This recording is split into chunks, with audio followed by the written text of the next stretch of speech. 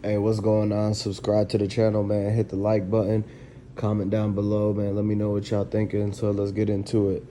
Makedas Raven basically said in that interview that she did with Skull that her and her mom was the ones who go and they open up the Makedas cookie shops at both locations. So now, if she and her mom was the ones that came and opened up the location on Airways, and that was 2 hours before young Dolph arrived, right? 2 hours before the whole Dolph situation, really. Now, um, if she opened the door up and they unlocked it, then doesn't that mean that she's the one that leaves that back door open? Like, is her idea to be the person that leaves that back door open? So every time they've had a situation where somebody runs through the back door, they take something. Somebody runs through the back door, they try to get money from the register. And then that one that we saw on the grainy video where it was that they had somebody break in through the back door, and it was just a couple weeks before the whole young Dolph incident. Now, isn't it technically her fault that that door isn't being secured? That door is purposely being left open, allowing intruders to come in. She's inviting unwanted guests by keeping the door open. Like, there's a 101 steps on how you operate. She's an operation manager, so she's operating this business very recklessly, causing everybody's life to basically be in danger and putting everyone in harm's way by not thinking straight and always trying to leave the back door open for what? Like, use the front door, and I think what they're trying to do is basically by leaving the back door open, they can always plot some way to have someone come and hit a lick on them, and then they get to claim that in insurance, claim it a renter's insurance, and they get money back and they get business insurance. So they're always basically getting a lick hit on them, or something's missing, or something happens, property's damaged, and then they go and do a claim and try to get back a check from all that. And at the same time, they're taking all the business loans, and they got like 3 to 4 different names under that business. So they took loans and got money and everything, and finessed a lot of people out of money by using all different names and keep doing the same applications. So you got to realize that this whole time, all along, even before the Dolph incident, this cookie shop couldn't be trusted. They were always scheming, finessing, and literally plotting fake, like, it was planned robberies that would happen because Raven would leave the back door open, and she would tell the street guys from Double R, she would tell the street guys from Trula or whatever, and to basically, she tells the street guys from Double R that the back door of Makeda's Cookies is open, and that that's a business that they could go hit a lick on real quick. And then that way they do that. She catches it on camera, but she tells them, hey, we don't have good cameras there. So go through the back door so that, and wear a mask so nobody sees you, right? So she tells them where all the cameras is, and they know where to look, where to avoid, so they don't show their face in a certain way where somebody can recognize them and actually pin them to that.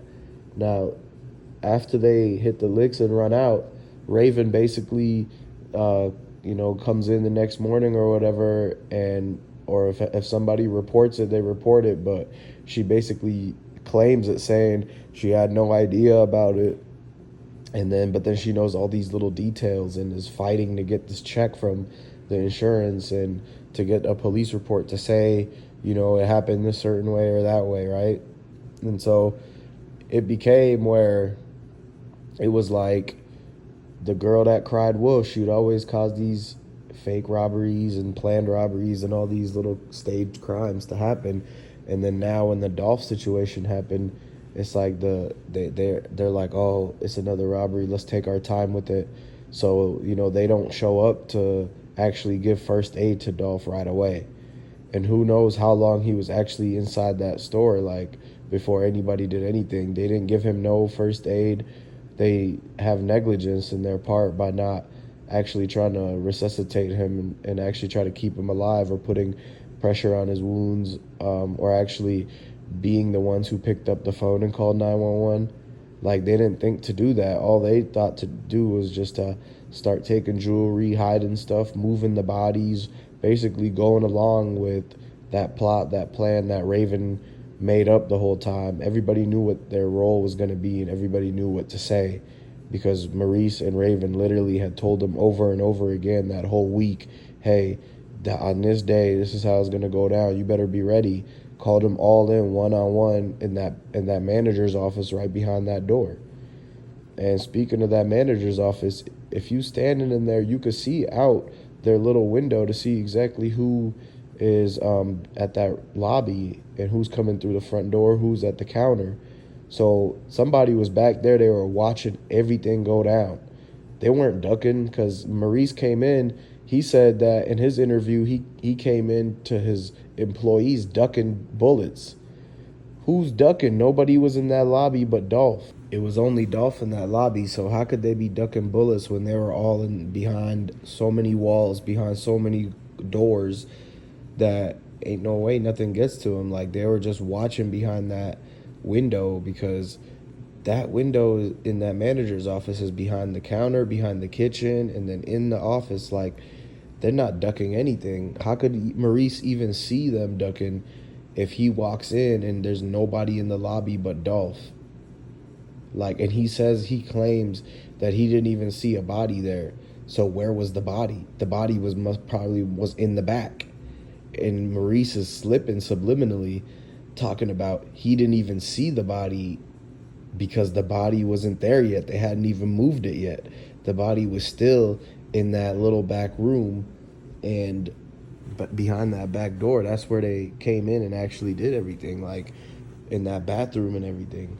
So look, now that you see that when Maurice walked in and he claims he didn't see a body, that tells you right there that they definitely moved the body, because he slipped up mentally and he was saying some stuff in the wrong order. He pretty much messed up big time, because to save himself, he should have said that he seen the body right there, and that's when he answered the phone. He should have said he seen the body. They messed up. Because now, how is it that Raven says that he was doing the stay with me, Dolph, but Maurice claims he didn't even see a body? He said he see nothing. He walked in and he thinks he walked in and Dolph was still in the back, because he was there before the whole moving to the front. So what he's trying to say is that when he walked in, he didn't see Dolph in the front. Dolph was in the back. But this is so then he walked in the back, and that's when they came and popped him. Everybody that was waiting in that back door, that back kitchen, they were all waiting for him there. And when he came to pick up the money, that's what he's talking about. That's why Maurice is saying that Dolph wasn't in the front and that he was in the back. And then that's when everything went down, and then they moved him to the front. That's why they didn't call the police, because they had to make it seem like somebody else. It's better in their situation to have the laundromat be the ones that calls 12. Because then if they called 12 themselves, then they would have to start telling stories right there on the phone. And it's a higher chance that they might slip up worse by trying to tell the operator on a recorded line these lies. So the fact that the laundromat was the one that called, and they actually, because they're not in the same shop as Makedas, then all they have to say is, we just heard shots come now, da-da-da. That's it. It was coming from the cookie shop. We want to make sure they're okay. Then that's when the 12 called Makedas, and they answered. That's the way that they wanted it to go down. That way you don't hear the recorded 911 call on the operator saying, we're Raven or Maurice saying all this stuff with the lies. Because then he would have said, the owner's here, da-da-da. But then they would have interviewed him after the fact, and he would have been like, oh, I didn't see nothing. I didn't even see a body in the front. Then they'll be like, yeah, but we got the recorded line with the operator with a Makedas employee saying that you were in there. The owner is here, and he handed you the phone after that, and then you took on the phone call. So that's why they didn't. That's why they had the laundromat call it in, and but Maurice and Raven slipped up by her exposing that Maurice was there with the "Stay With Me" Dolph, and him contradicting that by saying he didn't even see nobody in the front. That just goes to show you that he walked in when he was there. Dolph was still alive and he was in the back. Whatever they did in the back, they did that, and then he dragged him to the front, which is what the Raven is saying with the "Stay With Me" Dolph. When she's saying the "Stay With Me" Dolph, it's Maurice's vision is playing in his mind of him dragging Dolph's body from that back room to the front window with with all the CMG people, with all the CMG artists there. So we just broke that down for you, man. Subscribe to the channel. Stay tuned for the next video. We're going to have breaking news, man. Hit the like button. If you're new to the channel, make sure you subscribe. Let me know in the comments below what y'all think about this, man. What do y'all think in the comments?